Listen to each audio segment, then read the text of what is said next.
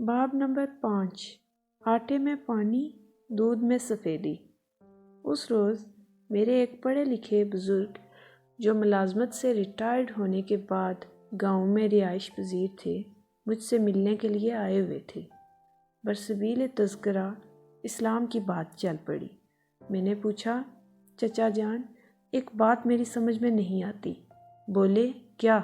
میں نے کہا، ہم نے پاکستان اس لیے بنایا تھا کہ ہم یہاں اسلام نافذ کریں گے اور اسلامی روایات کے مطابق زندگی بسر کریں گے، ہے نا؟ بالکل، وہ بولے۔ یہاں ہر شخص اس بات کا خواہشمند ہے اور ہر سیاسی پارٹی چاہتی ہے کہ اسلام نافذ ہو۔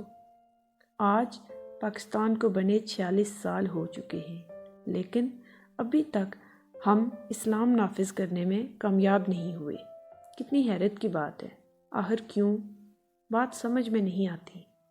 چچا بولے، بھئی جس علاقے میں رہتا ہوں وہاں تو اسلام نافذ ہے۔ کیا کہا؟ میں نے حیرت سے چلا کر پوچھا۔ بولے، بالکل ٹھیک کہہ رہا ہوں، آپ مذاق تو نہیں کر رہے؟ میں نے کہا، بالکل نہیں۔ وہ بولے، لیکن کیسے؟ بولے، مثلاً ہمارے گاؤں میں 4 عورتیں بیٹھی کام کر رہی ہیں، پاس ایک بچہ کھیل رہا ہے، بچے کو ٹھوکر لگتی ہے، وہ گرنے لگتا ہے، تو 4 عورتوں کے منہ سے انجانے میں نکلتا ہے بسم اللہ، حالانکہ بچے کے گرنے کو اللہ کے نام سے کوئی تعلق نہیں ہے۔ مثلاً 4 آدمی بیٹھے ہیں، کوئی شخص ایک خوبصورت چیز لا کر انہیں دکھاتا ہے تو انجانے میں سب چلا کر کہتے ہیں سبحان اللہ۔ کوئی شخص چیز کی تعریف نہیں کرتا، چیز بنانے والے کی تعریف نہیں کرتا، سب اللہ کی تعریف کرتے ہیں۔ کوئی پوچھے کہ بھئی اللہ کہاں سے آ گیا، اللہ کا کیا مطلب ہے؟ لیکن اللہ آ جاتا ہے، لوگوں کے دلوں کے اندر والے خانے سے پڑپ کر باہر نکل آتا ہے۔ بچے کو چپ کرانا ہو تو اللہ کا ورد کرتے ہیں۔ بچے کو رونے سے چپ کرانے کے لیے اللہ کو بلانے کا کیا مطلب؟ کوئی ایک بات ہو تو بتاؤں؟ چچا بولے، وہاں تو بات بات پر اللہ دلوں سے نکل کر ہونٹوں پر آ جاتا ہے۔ ماشاء اللہ، انشاءاللہ، استغفر اللہ، لا حول ولا، اللہ کرے اللہ نہ کرے۔ چچا ہنسے۔ لوگوں کے دلوں میں اللہ اس طرح سمایا ہوا ہے جیسے گندے آٹے میں پانی۔ اور جانتے ہو؟ وہ بولے، یہ سب کس نے کیا ہے؟ صوفیوں نے۔ انہوں نے ہمارے انکانشیس، کیا کہتے ہو اسے تم؟ چچا نے پوچھا۔ لاشعور، میں نے جواب دیا۔ صوفیوں نے ہمارے لاشعور کے پنجرے میں اللہ کا میاں مٹھو بند کر دیا ہے۔ ہم انجانے میں اللہ کی تعریفیں کرتے رہتے ہیں، انجانے میں اللہ کے حضور دعائیں مانگتے رہتے ہیں، انجانے میں اپنی امیدیں اس پر استوار کر بیٹھے ہیں۔ چچا رک گئے، کچھ دیر تک خاموش رہے، پھر بولے، صرف لاشعور ہی نہیں، شعوری طور پر بھی اللہ ہمارے ذہن سے نہیں نکلتا۔ کسان صبح اٹھ کر جب آسمان کی طرف دیکھتا ہے تو وہ آسمان کو نہیں دیکھتا، اسے احساس ہوتا ہے کہ آسمان کے پیچھے اللہ بیٹھا ہوا ہے۔ وہ بادلوں کی طرف نہیں دیکھتا، اسے احساس ہے کہ اللہ بادل لاتا ہے، اللہ میਂہ برساتا ہے، اللہ ہوا چلاتا ہے۔ وہ اللہ کے حوالے کے بغیر کچھ نہیں دیکھتا۔ موسم بذات خود اس کے لیے کوئی مفہوم نہیں رکھتا۔ بدبختی، خوشبختی، خوشی، غمی، رزق، سب کے پیچھے اللہ موجود ہوتا ہے۔ کچھ دیر کے لیے وہ پھر رک گئے، پھر بولے، اب تم ہی بتاؤ کہ اس کے علاوہ اسلام کا نفاذ اور کیا ہوگا؟ میں نے کبھی اس زاویہ نظر سے نہیں سوچا تھا۔ میں نے چچا سے پوچھا تو وہ بولے، تم سمجھتے ہو اسلام قانون سے آتا ہے، یہی تمہاری بھول ہے۔ اسلام قانون سے نہیں بلکہ کلچر سے آتا ہے، جذبات سے آتا ہے، لاشعور سے آتا ہے۔ لیکن یہ جو سیاسی ہیرا پھیریاں ہیں، مفاد پرستیاں ہیں، شر ہے، اور چچا میری بات کاٹ کر ہنسے، بولے، یہ جو دودھ بڑی چاٹی ہے نا، چھلک چھلک کر اس کے اوپر مکھن آ گیا ہے۔ طمع اور حرص کی وجہ سے یہ مکھن زہریلا ہو گیا ہے۔ اس زہریلے مکھن کو اتار پھینکو گے تو نیچے حیر کا خالص دودھ ہی دودھ ہے۔ چچا کی بات پر سوچتا ہوں تو مجھے حیرت ہوتی ہے کہ اس زاویے سے میں نے کیوں نہ سوچا۔ بات تو سامنے دری تھی، پھر میری توجہ ادھر منتف کیوں نہ ہوئی۔ ہمارے تمام رسم و رواج، طور طریقوں، رہن سہن میں اللہ گھسا بیٹھا ہے۔ بچہ پیدا ہوتا ہے تو بسم اللہ کہہ کر اسے گڑتی چٹواتے ہیں، پھر اس کے کان میں اذان دیتے ہیں۔ صاحبو، یہ اذان جو ظاہری طور پر ایک معصوم سا بلاوا ہے کہ آؤ اللہ کے حضور سر باسجود ہو جائیں، بڑی پر اثر چیز ہے۔ کانوں سے دل میں جا بیٹھتی ہے، ہمارے اندر کو انڈے کی طرح پھینٹ کر رکھ دیتی ہے، جبھی تو غیر مسلموں کی نظر میں بڑی خطرناک چیز ہے۔ سکھوں کو حکم ہے کہ اذان کان میں پڑے تو کانوں میں انگلیاں ڈال لو اور بھاگ کر کسی محفوظ مقام پر پہنچ جاؤ تاکہ اذان کی آواز سنائی نہ دے۔ یہاں اسلام آباد میں کچھ سفارت خانے ایسے ہیں جہاں اذان سننے کی ممانعت ہے۔ ایک سفیر صاحب سے پوچھا گیا کہ آپ اذان سے کیوں خائف ہیں؟ بولے، پتہ نہیں کیوں، لیکن اذان کی آواز سن کر مجھ پر وحشت طاری ہو جاتی ہے۔ تاریخ شاہد ہے کہ کئی ایک غیر مسلم بادشاہوں نے اسلام پر پابندی لگا رکھی تھی۔ یہ تو خیر جملہ معترضہ ہے۔ بہرصورت یہ ایک حقیقت ہے کہ ہمارے تمام رسم و رواج میں اللہ یوں رچا بسا ہے جیسے دودھ میں سفیدی۔ اور صاحبو، ایک بات کہہ دوں آپ سے، اس پلے باندھ لیجئے کہ اللہ کی ایک خصلت یہ بھی ہے کہ جہاں بیٹھ گئے، پھر آپ 1000 کوشش کر دیکھیں، وہاں سے نکلیں گے نہیں۔ دراصل سارا قصور ہمارے رہبروں کا ہے۔ انہوں نے اللہ کے متعلق یہ غلط فہمی پھیلا رکھی ہے کہ اللہ ایک فادر ہیڈ ہے۔ اس خیال کو پھیلانے میں عیسائیوں کا بھی حصہ ہے۔ ممکن ہے اس خیال کی ابتدا ہی عیسائیت نے کی ہو۔ بہرصورت یہ ایک غلط فہمی ہے۔ حقیقت یہ ہے کہ اللہ ہماری ماں ہے۔ اسے اپنی تخلیق سے اتنی ہی محبت ہے جتنی ماں کو اپنے بچوں سے ہوتی ہے۔ قرآن حکیم میں جگہ جگہ لوگوں کو ڈرایا گیا، بار بار کہا گیا کہ ہم نے لوگوں کو ڈرانے والے بھیجے۔ مائیں بھی تو اپنے بچوں کو ڈرایا کرتی ہیں، اگر سرزنش بھی کرتی ہیں، لیکن ماں کی سرزنش میں تشدد نہیں ہوتا، بے رحمی نہیں ہوتی، انتقام نہیں ہوتا، بسا اوقات غصہ بھی دکھاوے کا ہی ہوتا ہے، اصلی نہیں ہوتا۔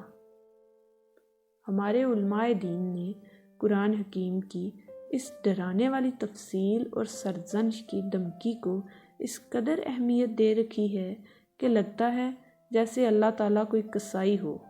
ایک شاعر نے اللہ تعالیٰ کے اپنی مخلوق خصوصاً انسان کے متعلق جذبات کے بارے میں کیا خوبصورت شعر کہا ہے۔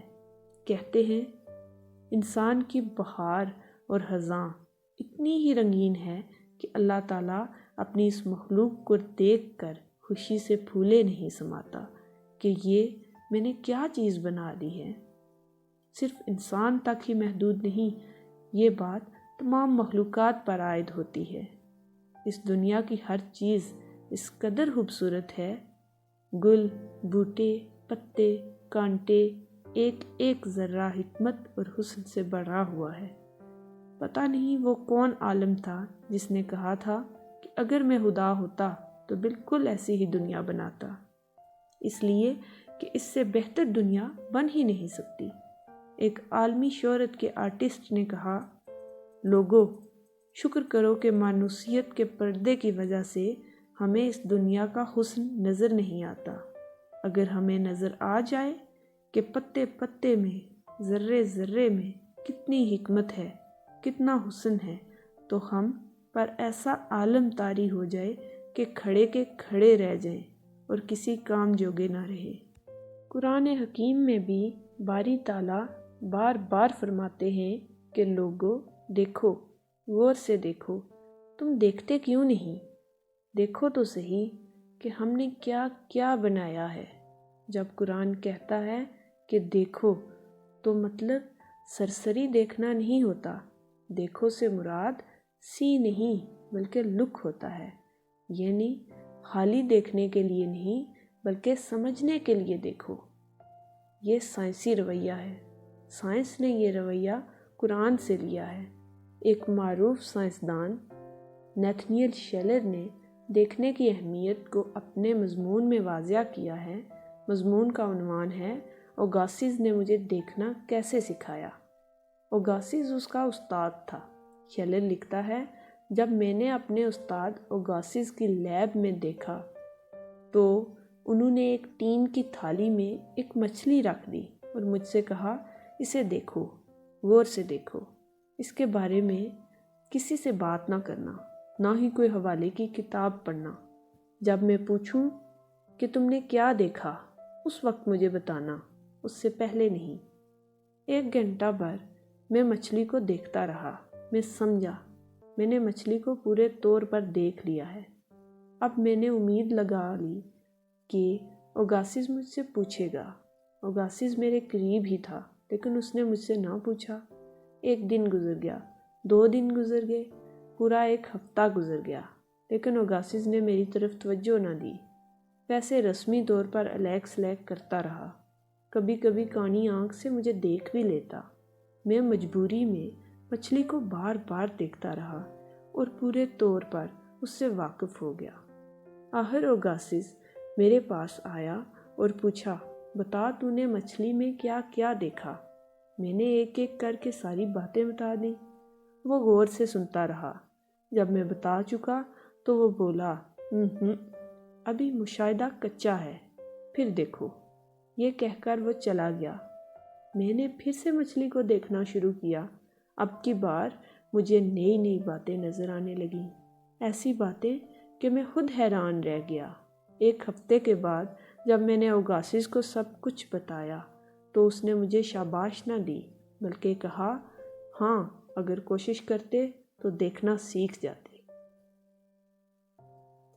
پتہ نہیں ہمارے علماء دین کو یہ حسن کیوں نظر نہیں آتا۔ اللہ تعالیٰ کا اپنی مخلوق سے محبت بڑا لگاؤ کیوں نہیں نظر آتا؟ وہ ہر وقت ہمیں اللہ کے غضب و غضب سے ڈراتے رہتے ہیں، سرزنش سے ڈراتے رہتے ہیں۔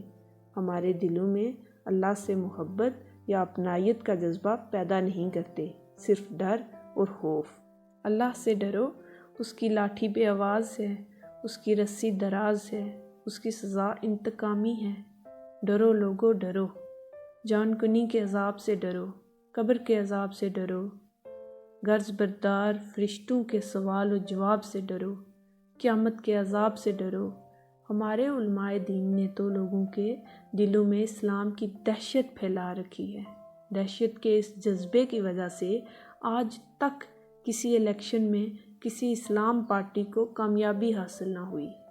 عورتیں ڈرتی ہیں کہ اگر اسلام نافذ ہو گیا تو انہیں لپسٹک لگانے کی اجازت نہ رہے گی، ننگے چہرے گھومنے پھرنے کی اجازت نہ رہے گی۔ ورکنگ ویمن خوفزدہ ہیں کہ اگر اسلام نافذ ہو گیا تو ان کی نوکری چھوٹ جائے گی۔ نوجوان ڈرتے ہیں کہ اسلام نافذ ہو گیا تو جینز اور پرنٹڈ شرٹ پہننا ممنوع ہو جائے گا۔ جدید موسیقی کے دلدادہ نوجوان یہ ڈرتے ہیں کہ ناچنا گانا منع ہو جائے گا۔ دکاندار ڈرتے ہیں کہ زیادہ منافع کمانا منع ہو جائے گا۔ کروسیڈز یعنی صلیبی جنگیں۔ ان کے زمانے میں جب مسلمانوں نے حیرت انگیز فتوحات حاصل کی تھیں تو عیسائی پادریوں نے اسلام اور مسلمانوں کے خلاف زبردست پروپیگنڈا مہم چلائی کہ ایک مسلمان مجاہد 10 سپاہی عیسائیوں پر بھاری ہوتا ہے، اس لیے یہ لوگ انسان نہیں درندے ہیں، ظالم ہیں، بے رحم ہیں، سفاک ہیں۔ مسلمانوں نے اسپین پر سالہ سال حکومت کی۔ مورخ مسلمانوں کی حکومت کو آئیڈیل دور قرار دیتے ہیں، لیکن عیسائی پادریوں نے مسلمان حکمرانوں کے اس پہلو کو ہمیشہ بلیک آؤٹ رکھا اور مجاہدوں کی بے رحمی اور تشدد کو بڑھا چڑھا کر بیان کیا۔ عیسائی پادری اور راہب اسلام کے سخت مخالف تھے، اس لیے کہ عیسائیت نے راہبوں اور پادریوں کو ایک متحرک مقام بخش رکھا تھا۔ یہ مقام اس قدر اہمیت کا حامل تھا کہ یہ بارہا عیسائی بادشاہوں سے ٹکر لینے سے نہیں گھبراتے تھے۔ اس کے برعکس اسلام رہبانیت کے حق میں نہیں تھا۔ اسلام نے رہبانیت کو ممنوع قرار دے دیا تھا اور دینی علماء اور مولویوں کو کوئی اعزازی مقام نہیں دیا تھا۔ ان کی حیثیت عام مسلمانوں جیسی تھی۔ عیسائی راہب اور پادریوں نے ہمیشہ مسلمانوں کے بارے میں یہ مشہور کیا کہ یہ تنگ دل ہیں، وسعت قلب سے محروم ہیں، انٹالرنٹ ہیں۔ عیسائی پادریوں نے تو اسلام کے خلاف پروپیگنڈا کر رکھا تھا، لیکن ہمارے مولوی اور ملا اپنے رویے سے غیروں کے پروپیگنڈے کو تقویت دے رہے ہیں۔ بات یہاں تک پہنچ چکی ہے کہ اب امریکہ اور مغربی ممالک ہمیں فنڈامنٹلسٹ کے طعنے دے رہے ہیں، حالانکہ حقائق اس کے بالکل برعکس ہیں۔ تاریخ شاہد ہے کہ جتنی رواداری اسلام میں ہے کسی اور مذہب میں نہیں۔ حکم ہے کہ غیر مسلموں کو اتنی ہی آزادی دی جائے جتنی مسلمانوں کو حاصل ہے، ان کے مذہب کا احترام کیا جائے، ان کی عبادت گاہوں کا احترام کیا جائے۔ کہتے ہیں کہ جب حضرت عمر رضی اللہ تعالیٰ عنہ فاتح کی حیثیت سے یروشلم میں داخل ہوئے اور نماز کا وقت آیا تو سوال پیدا ہوا کہ نماز کہاں ادا کی جائے۔ مسلمانوں نے عیسائیوں سے بات کی۔ عیسائیوں نے کہا، بے شک آپ ہمارے گرجے میں نماز ادا کر لیں۔ حضرت عمر رضی اللہ تعالیٰ عنہ نے گرجے میں نماز پڑھنے سے انکار کر دیا۔ انہوں نے کہا، اگر میں نے ایسا کیا تو لوگ کہیں گے کہ مسلمانوں نے زبردستی عیسائیوں کی عبادت گاہ پر قبضہ کر لیا۔ اسلام اس بات کی اجازت نہیں دیتا۔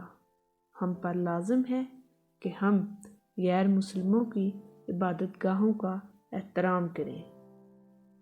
اسپین میں الحمرا کی دیواروں پر جگہ جگہ یہ عبارت لکھی ہوئی ہے، اللہ کے سوا کوئی غالب فاتح نہیں ہے۔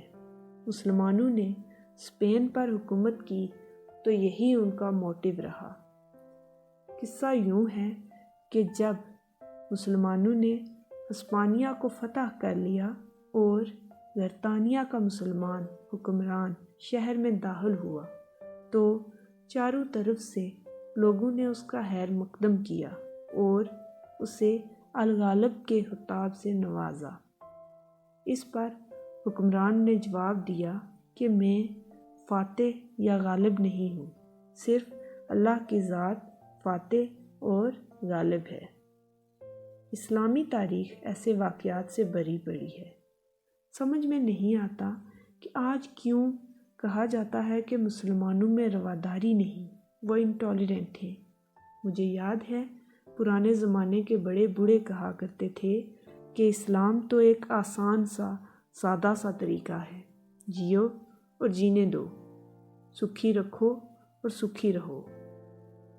پہلی بات یہ ہے کہ سچے دل سے مانو کہ اللہ واحد ہے، اس کا کوئی شریک نہیں، وہ قادر و مطلق ہے اور محمد صلی اللہ علیہ وسلم اللہ کے آخری پیغمبر ہیں۔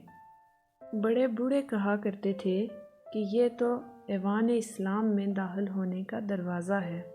دوسری بات یہ ہے کہ لوگوں کے حقوق پورے کرو، لوگوں کی خدمت کرو، بانٹ کے کھاؤ، اپنی آمدنی میں سے ایک حصہ غریبوں کے لیے وقف کر دو، ماہ رمضان کے روزے رکھو، دن میں 5 مرتبہ اللہ کے حضور سر بسجود ہوا کرو، اور اگر توفیق ہو تو مکہ معظمہ اور مدینہ منورہ میں حاضری دو اور حج ادا کرو۔ میں نے ایک بزرگ سے پوچھا، جناب والا، اگر اسلام کے یہ 5 رکن ہیں پھر تو یہ واقعی بڑا سادہ اور آسان مذہب ہے۔ بالکل، وہ بولے، سب سے اہم رکن کون سا ہے؟ میں نے پوچھا۔ بولے، ہم تو یہ سمجھتے ہیں کہ اسلام خدمت خلق سے شروع ہوتا ہے اور خدمت خلق پر ختم ہو جاتا ہے۔